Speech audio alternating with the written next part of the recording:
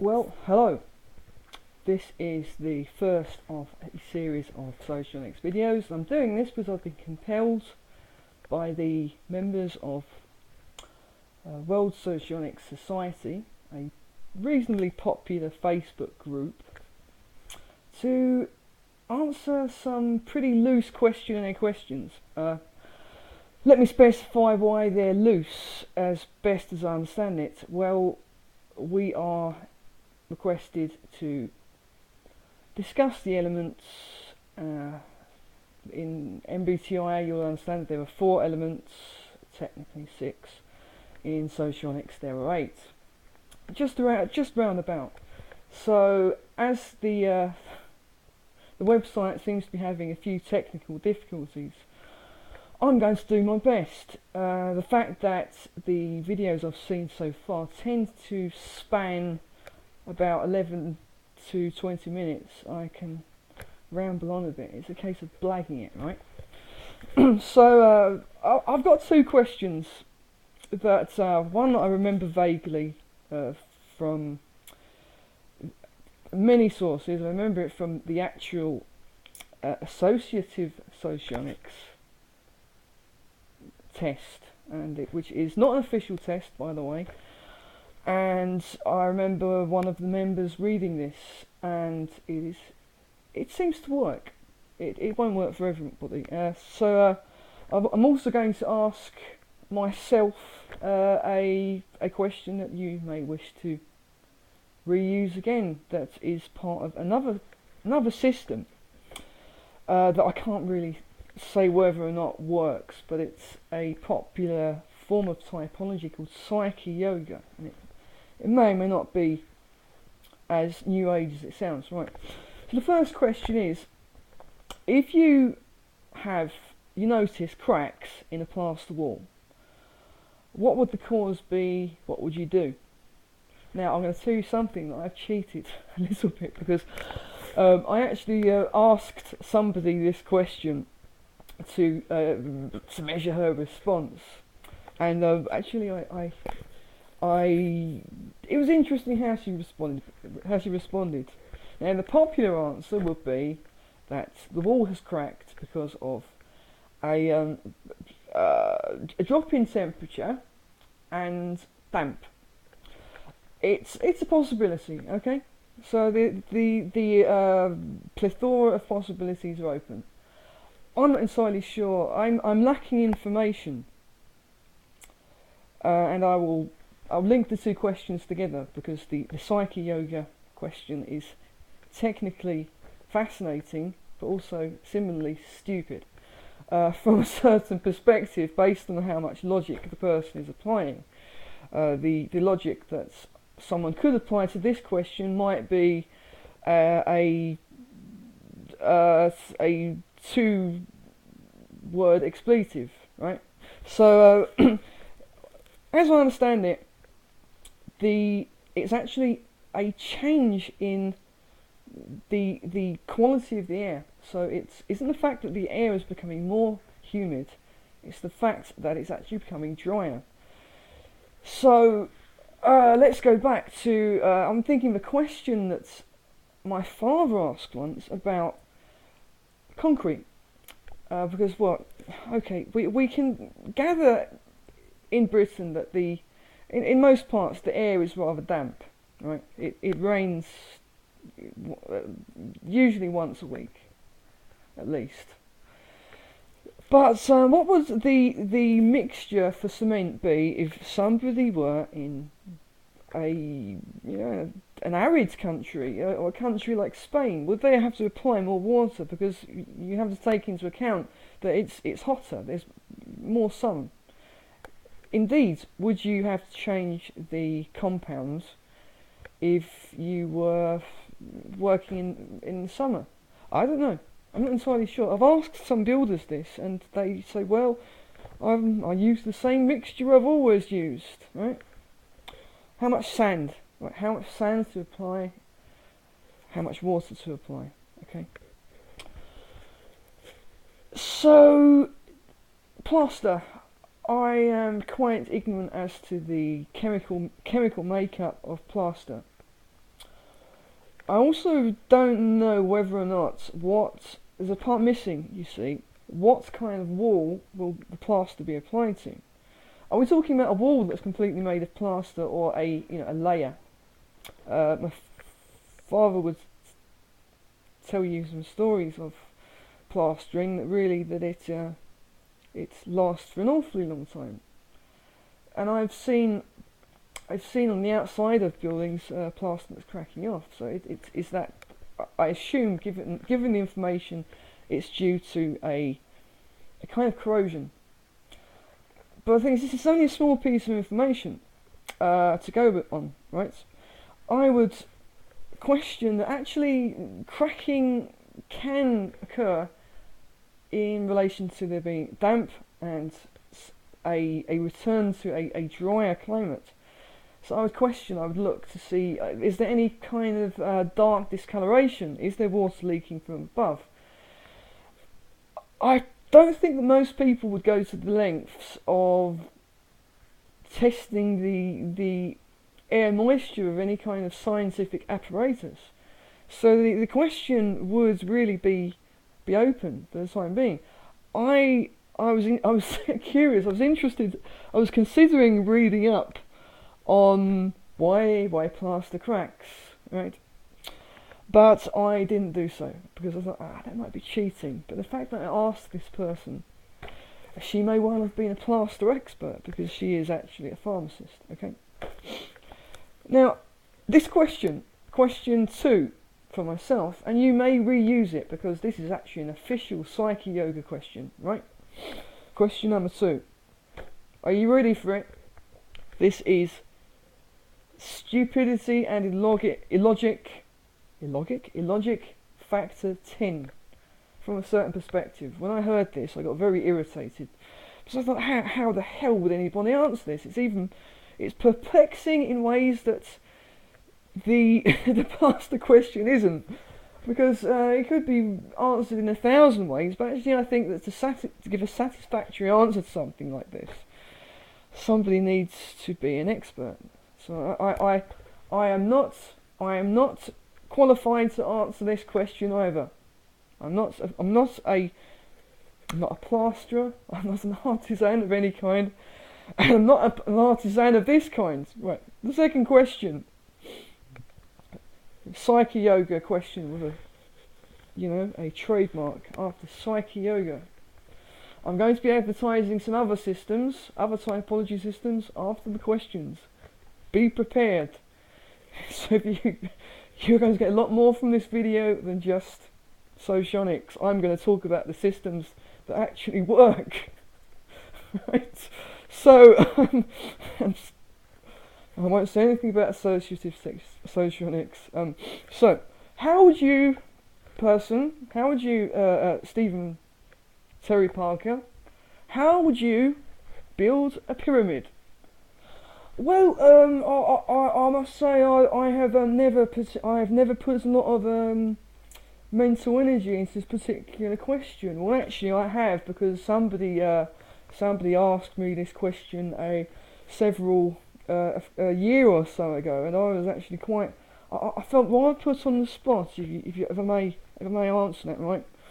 So, how would I build a pyramid? Now, look, can you answer me straight? You are not asking the question in enough bloody detail, right? Be bloody specific, okay? Right? How much more specific can I be? How do you build a pyramid? It's a simple question. Have you seen a pyramid?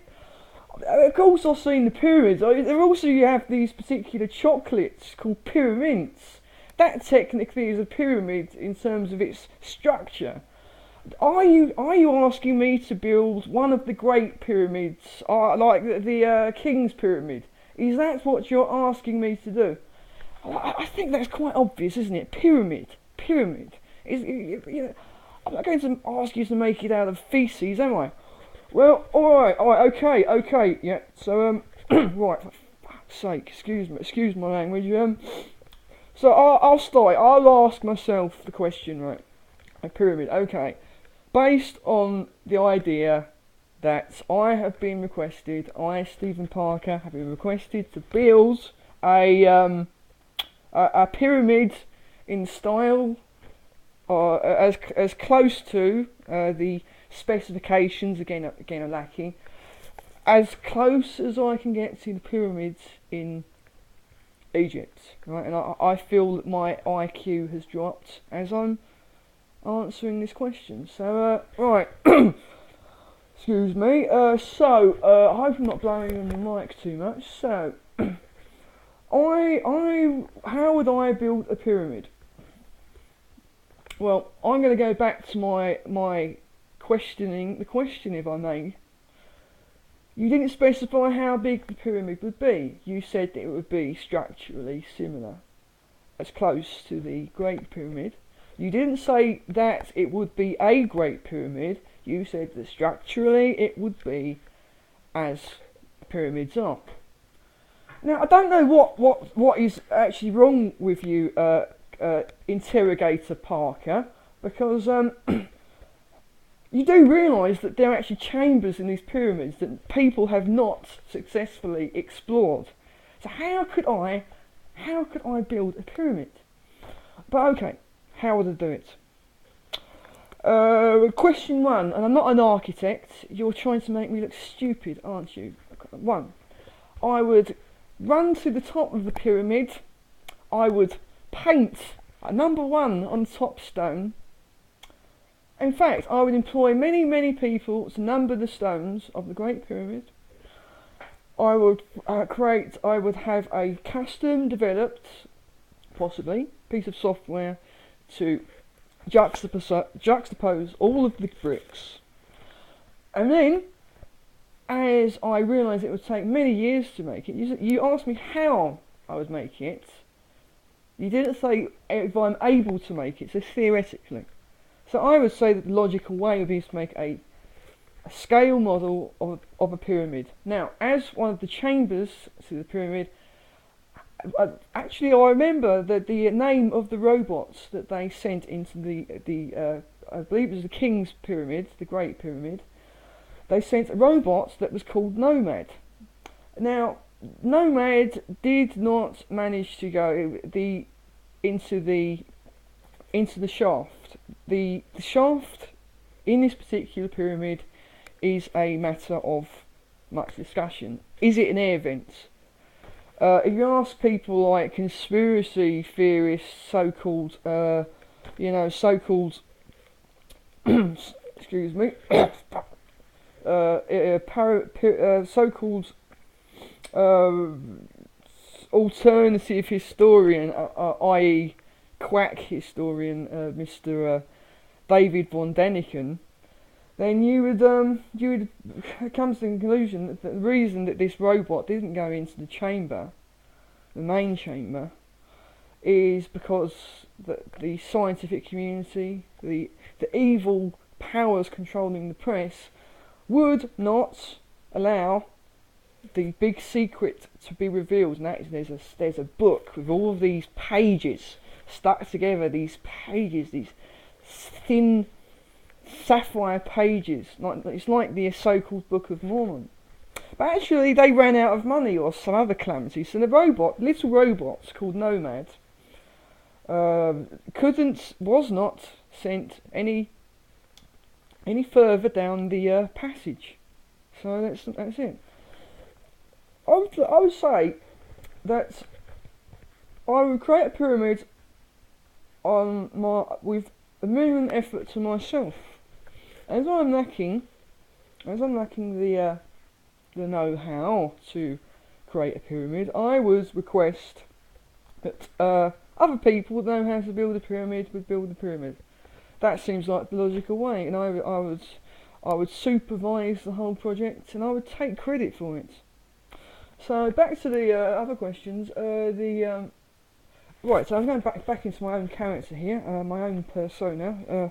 So the questions. Now, I believe the next row of questions are kind of loose.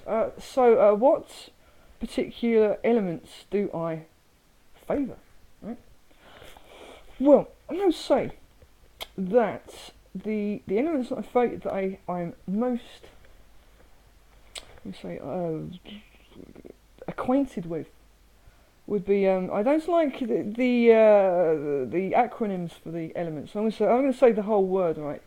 Introverted intuition. It's not something that is necessarily nice, but it's useful. It's something that I have. My description of introverted intuition, as I understand it. Now, forgive me if this will sound a little bit strange. The thing is, it's a strange and almost inexplicable element. So for you who have this as a point of lowest resistance function, block your ears up or ask somebody to write a transcription, okay? So, introverted intuition. It is like this, okay? It will sound a bit crazy. It's, okay, otherwise known as intuition of time. NI or NI. There are two parts that have this as a leading function, if you're interested to listen, are the INFJ and INTJ. Converting into Socionics, it's ILI, IEI or INTP,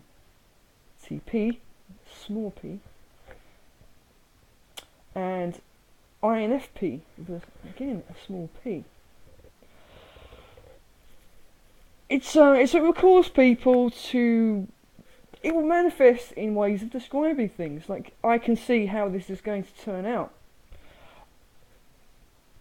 You will meet people who have NI as a strong function, it isn't a lead. They'll say, I've got this feeling this horse is going to win. So people who are gambling may have this NI switched on. It's a sense of the immaterial. It is, yeah, I'll say it's imagination.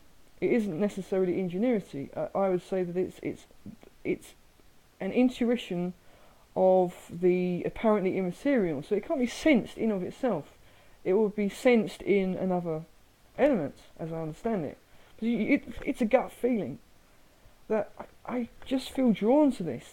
This is too much of a coincidence that I was correct about this. It can manifest in ways based on, who you ask. Premonitions or things that seem like premonitions that I just knew this was going to happen. It is a great focus on the progression of events. So I like it. I also dislike it. I would actually, if I'm going to be completely honest, because I sense it, it's like it's like the feeling of a TV being on in a room that you can't see. You know it's switched on, but you can't see it. So I would much rather not have it, because it's peculiar. It's the source of paranoia. It's the source of always trying to second guess things by default. So I would rather not have it, but I think there are other elements that are, I can say, can have problems. Depending on one's definition, I like introverted feeling. In moderation, introverted feeling it's rather an emotional value system, if you want. That we can say it's not necessarily empathy, but it's sympathy. Really, we can say that how would somebody be if they don't have the introverted feeling in great abundance? They will say things quite regularly that are just inappropriate. So it's appropriateness, but not based on necessarily conventions. It's based on a real feeling that somebody has, as opposed to extroverted feeling that will be about the group. It will be about appearance. It will be about one's their reputation, so to speak. And it's will have a rather different manifestation. It's a lead, or a program function, or a creative function. Number two. If it's a weak function, it will be a case of I don't care about it at all. FE, I mean, FI. It can be problematic. If somebody has it as the program function, as I said, they will make their mind up about how things are based on the feeling. They won't revise in the same way. They may about some things, but not if they are certain areas that are a bit sensitive. You know, there's when it comes to generalities, they may do so. Like, you know, the ground-shattering importance of whether or not how a pyramid would be made. You know, if you tell them they're wrong, they might not get offended by it, because I don't think that they would think about it. So anyway, strongest, I know that. Yes, good, great. That's not great. Now, the confusing thing about psychology is, I say that introverted thinking is one that it's another holy grail. It's one that it cannot be good enough, and I do not like it to be questioned. If I come up, it's a kind of a different kind of imagination. You could say it's intelligence, and I'm sorry to say that people who don't have introverted thinking, that's, well, some people may say that you aren't technically as intelligent as people who have it in droves. So according to certain type definitions, I am not supposed to value it, but I'll use it, but I don't value it. It's like I have arms. I value them, but I don't like them. No, I don't understand it either. And this is quite an area of confusion for Socionics. So introverted thinking. Now, this is my feeling, my sense about it. It isn't stuff you'll read in the book. Stuff you read in the book may be an idea that will cause an introverted thinking structure to be generated. It's ideas generation rather than intuition generation. It can manifest in complex systems. It will be. You can really tell if people are introverted thinking users, if they are also extroverted thinking users. There is a certain nomenclature that they will use. So for somebody who is actively thinking about rather technical aspects in stories, created histories, I would say that it works. I will try to deduce things, and I'm pretty good at it. So it's a further description. You didn't want it to be described in detail. Let's think about it. A description of TI as I say that I use it, so I've got to prove it, right? So the going back to the plaster question, now the person I asked said, "Oh, it's probably cracking because it's dry." I would say, well, you have to think about all of the possibilities. I'd say, well, okay, first I would question people in the building above whether or not water is leaking. I would again employ people who know about these things. As I said, most people wouldn't administer a moisture reader, and I would test the structure of it. I would test, are there holes in this wall at any other places. The insulation of the room would be interesting. So yeah, that's it. So I think TI users will like murder mysteries. Non-TI users won't, unless they have some, with some exceptions. I know the exceptions, okay. But TI users will love murder mysteries, and there's a chance they will solve the mystery. Non-TI users won't, okay. TE, it took me a long time to understand what it means. The basic description of it is, business logic. And what does that mean? If you're not a business person, why would you use business logic, even if you have TE? How I will use it, I create solutions to things. I am quite handy. As an example, I have loose sheets of paper, and I wanted a a frame, something to keep them in a position that I could read them whilst working at the computer. For me to come up with a solution for this was pretty easy. The thing is, I'll use technical language if, and this is where the psyche yoga question falls flat on its face, given the right motivation. So if someone could ask me, what's all the names of a violin or guitar? What's their names? How do they function? I would be able to tell them that. I would be able to speak about this for 2 hours. I'm not going to spend 2 hours talking about sound posts, the correct way of shaving pegs to fit them into a violin, the widely accepted materials that should be used for making a violin, right? I won't do that. The curvature, the balance point of a violin bow. See, I do know about these things. I'm suggesting, okay. Right. Now, I have a few we can say prescribed types, which I'm not going to mention. Okay. For some peculiar reason, I am finding that extroverted intuition is useful. Not only useful, but vital. Now, it's not something that's working all the time. Under certain circumstances, it will be switched on. Now, extroverted intuition, it isn't imagination, but it's a close relative. It's so somebody, for instance, if somebody's lacking inspiration, the very strong extroverted intuition user will be looking around the room, taking in sounds. If they have introverted sensing, they'll be taking in smells.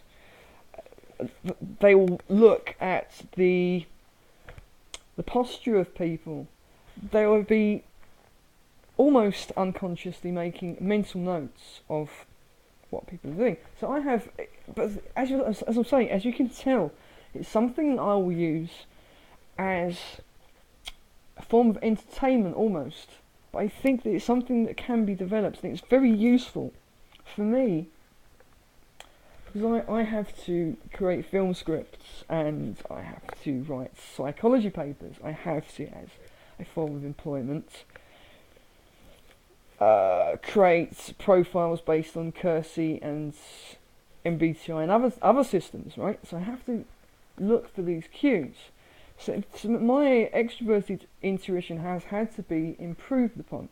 Also, if you look into my background, I've done a little bit of acting. It's not much to speak of. I've studied design and art, fine arts, in 2 separate sections, and really, if you have NE, it's good. If you have NE as a creative function, which I haven't, I don't believe, maybe I have, that's also good. That's why you'll find a lot of INFP or ENTP artists. It's an idea process. One idea links to another, links to another, links to another. Probably would say INTPs. You'll find that they are artists, but it has a certain manifestation. So this particular method of talking about associative or whatever kind of socionics it is very NE. It's sort of these ideas, they come out like it's almost as if I'm catching them from the air. So it isn't imagination, it's inspiration, but it's inspiration from the last thing that's been said. I have this sense that things are going in a certain direction. So I mean, quite unconsciously, I'm probably inspired by, as certain Austrian dictators are inspired by the sound of their own voice. I'm not going to say that I'm aroused by the sound of my own voice, right? So, now the difficult parts I don't entirely understand. My legs are getting tired, so I'm almost, I think I'm going to reposition myself, right? Right. Ooh, gotta sit down and answer the rest of the questions. And you can see here my lovely guitar. And I'm not Sorry, I'm not going to play it. Right, so, my darlings, in case you're wondering, yes, I am follically challenged. I can't do nothing about it, as they say grammatically. So, right, next questions I will open up, and I hope the mic quality is superb and not so much popping. I apologise for that.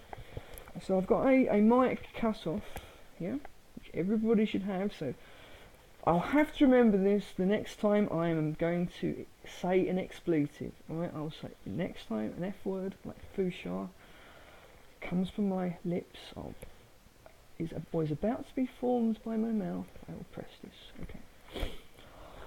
I might talk about quadrants. I just thought of it, you know, that's NE in action, mate. Right, okay, let's go back. Right. And these are tricky, but these are the more open-ended questions. I've talked about the elements. Okay, one thing I'm going to say about the elements. I'm going to go back. I don't like FE very much in other people as a leading function because it makes people bloody manipulative. Yep, I said it. Okay. I don't like it. I don't like theatrics. I will use it. I think I have developed the FE pretty well, and I think it might be cultural. That's all I'm going to say about it. I don't like drama. I really, really don't like drama. So, let's go use my... Okay. So, okay, once. These aren't even questions. Let's just see. Inspiration comes to me. 1. A question we would like to be asked. A question we would like to be asked. Alright, this goes back to the Psyche Yoga questions. I suddenly remembered them. Right, thank you, Russians. Right, the question I would like to be asked. I would say I would like to be asked about my ambitions. Yeah, that's a good one, right? If you had, this is a boring question, you might think. If you had a few million dollars, what would you spend on it? Because in answering this question, I will also give away my ambition, or lack thereof. Right. If I had a million, a few years ago, this would have been my question. It's been slightly revised, and you have to respect why it's been revised. I mean, let's say a great amount of money, but for one thing. That's the question, right? My original answer to this question is, the right answer would be I would spend it on a workplace of some kind. So like, let's think about it. If you have a few £1 million, enough money, you were given enough money for one thing. It could be plastic surgery to look even more handsome. It could be a push bike with little tassels on the handlebars. It could be a big yacht made of silver. That's possible. Probably isn't. The proper answer would be, what I would probably end up spending on would be something sensible but interesting. Think about an area of business that probably will draw in money and will keep you fairly well. It will keep you fairly well fed, if you know what I mean. Then again, it would be lacking the business know-how. Then you have to think about it. If you're going to really follow your heart, what would be the most valuable thing to spend the money on? I would say I'm going to bend the rules a little bit. Let's say none of us have any means to record video, okay? I'd say that roundabout that a world tour, that would be what I would spend the money on. It wouldn't be the right thing to spend the money on, but think in terms of value. It's so you'll have enough money to get by very comfortably. You'll get to see practically every country on earth.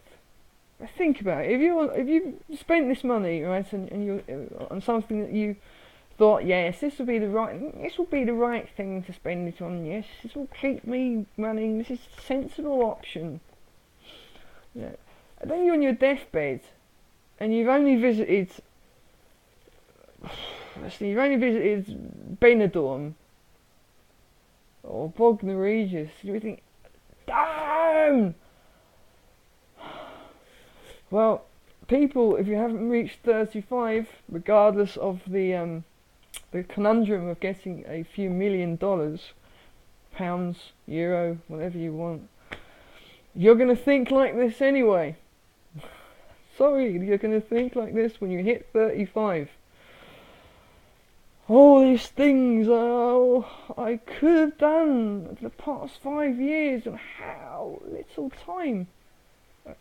Even though we don't know how much time, but well, essentially, statistically, how little time there is. Oh God, now it's real. But if you had that money and you knew you'd spent it, when you're on your deathbed, whenever that is, you would feel like the biggest ass that ever walked on 4 hooves, right? But let's compromise. What I think I would end up spending it on would be an expensive video camera. Yeah. And I would say, okay, I've got this video camera, and I'm going to use this as an excuse to visit as many far-flung destinations as I can. In the end, I do save up. I have a reasonable amount of disposable income. I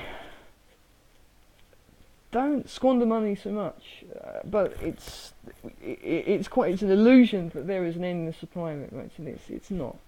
It's a fine balance between going absolutely broke and starving, and being sort of fairly okay. So I would say, okay, I'm gonna follow my heart. I'm gonna buy a video camera, a decent video camera, and I think as I've had all these millions, that reels of 35mm film will be included. That's it. Well, let's say that will be included in it. Okay. So I'd like, in a way, I would like to be asked this question, but I wouldn't like to be asked. You see what I mean? It's tiring. A question that I would ask, but I would rather not be asked. Yeah, I would like to ask people what their darkest secret, particularly what their darkest sexual secret is. Because when I look at people, I think, I wonder what they're into. Are they as innocent as they appear? And then again, if the right person asked me, maybe I wouldn't mind. I mean, there's no dead body in my swimming pool.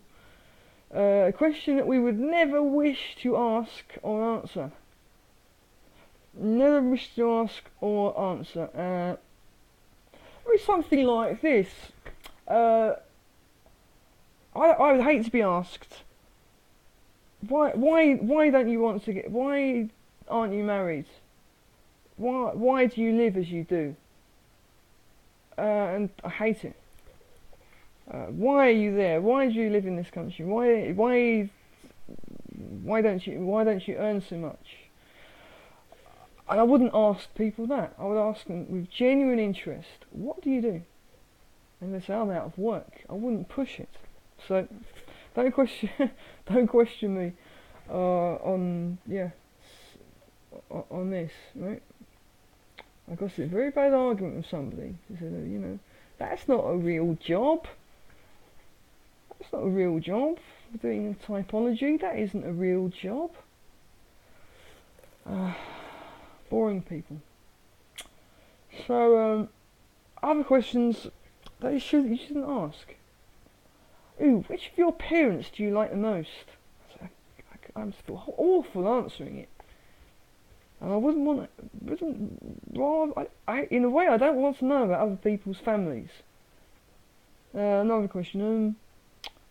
I want to ask this. Why don't you show enough emotion? I think in my day-to-day life, I don't show as much. There's as much nuances. Okay, I would not ask somebody that. But it's asking. It's pushing someone in a direction to. It's a very FE question. It's pushing someone in a certain direction to answer in a certain way.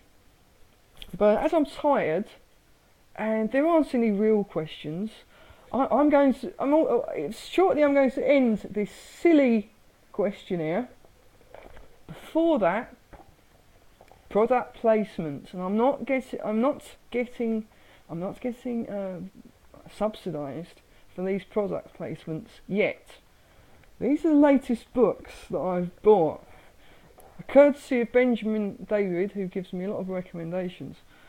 I'm going to go back to the camera so I can see what I'm showing. Right. Understanding yourself and others, and introductions to interaction styles. I shouldn't have shown you that, because people are going to steal my secrets. By Linda V. Behrens. Now, Linda V. Behrens is a apprentice of Kersey, who wrote Please Understand Me 1 and 2. She has adapted her own system, and this is, as it says on the front cover, about interaction styles, and trying to use this to as a typology tool. And well, I can tell you that I'm going to keep this short. What I've read. It's positives. It seems to work. You aren't going to find all of the 16 types, or you will actually, but you may not necessarily fall onto one of the types. But you will be in one of the four temperament quadras, right? Not to be mixed up with the Socionics quadra, which is there's some relation, but they're not the same. Okay. It's good. It's short. You could say that's a negative thing, but the pages have so much text in them, so it's about 48 odd pages, but you can probably times that by 2. So you're getting about 88 pages. 96 pages and all, right?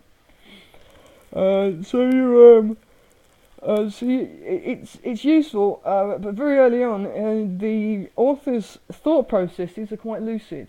She seems to be thinking of things that are not typology related, and her writing style is it's compelling, but it's not good.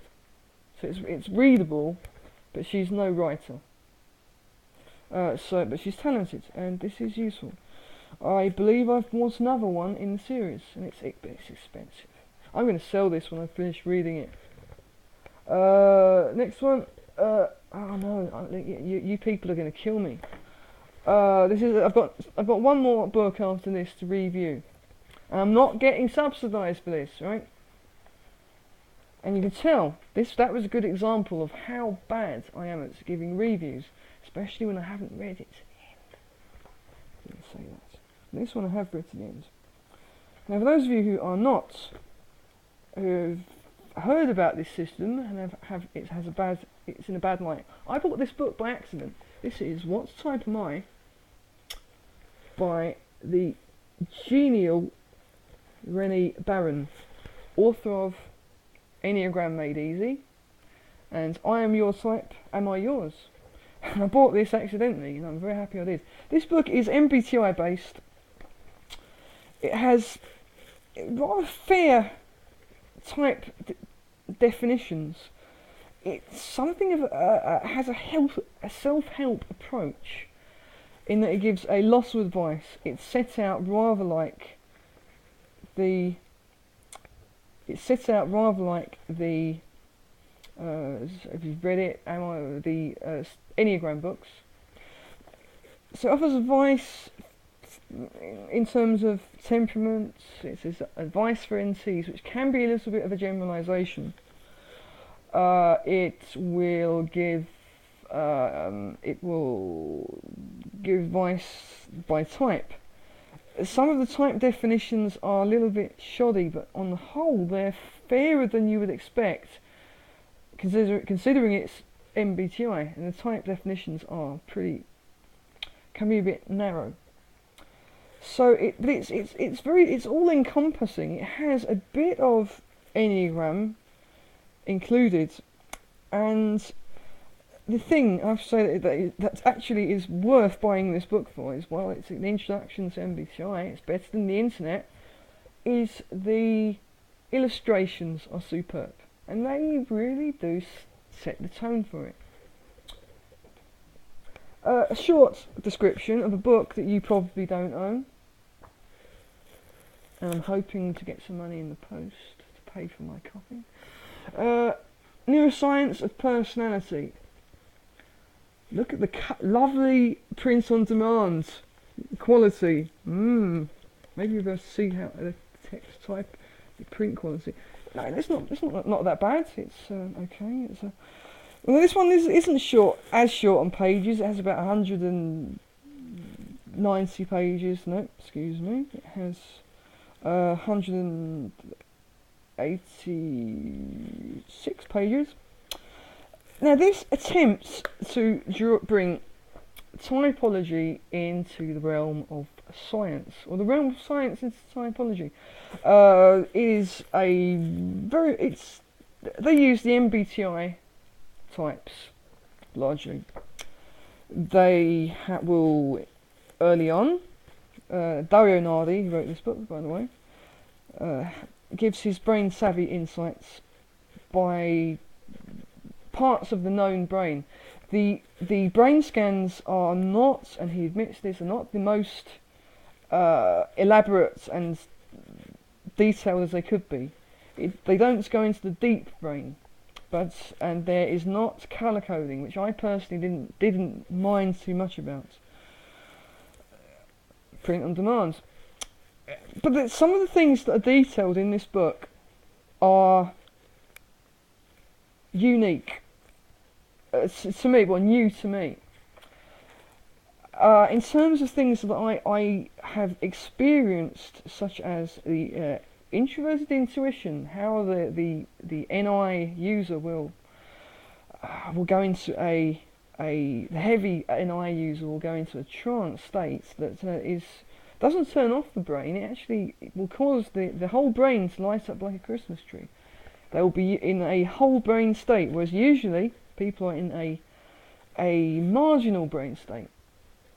So you'll see on one side, left, right, two pretty different brains at times.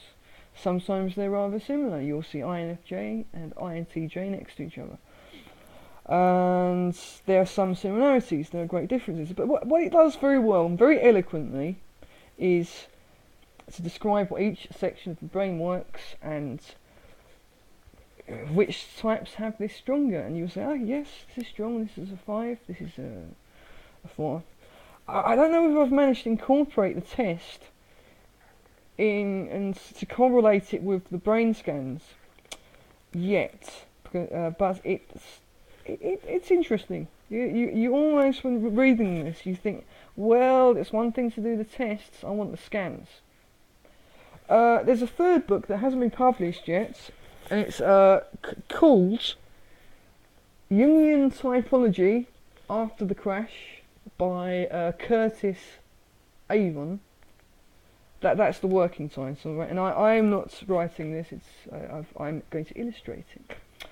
It's I'm looking here at the description. It's been described as a typology book that attempts to navigate the types in terms of Socionics and Jungian quadrars, as well as the Kearsley system and Berens. And it's a massive undertaking. It has a political slant. It says a typology guide for the right thinking, and I had to look at this again in the context of right thinking. It's actually I'm not sure whether this is advisable, but they're actually creating it's soon to be published. Well, as soon as the economy crashes, it will be published. So it might be a few years, it might be a few months, it might be a few weeks. So when the economy crashes, to celebrate or to bemoan, I will bemoan the economy crashing from a certain perspective. I will laugh and say, we were right. So a lot of piss taking, a lot of it says that there's a large amount of gamma and a bit of beta humour. Not beta. No, it's beta, yeah. Like cheese. It's Huama, I'm speaking Greek. Huama and theta. Is that right? Is that right? Yes, it's right. Thank you. Thank you, God. So it will be it says, an extensive voluminous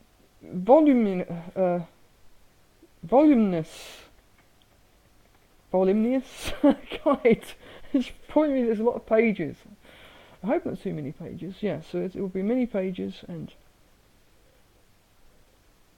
yeah. So humour, typology, good. I might even buy it. But they also are telling us that it's going to be expensive. So that's my preview, not a review. So this is enough of this crap. I've got a sore throat, and signing out. Bye bye.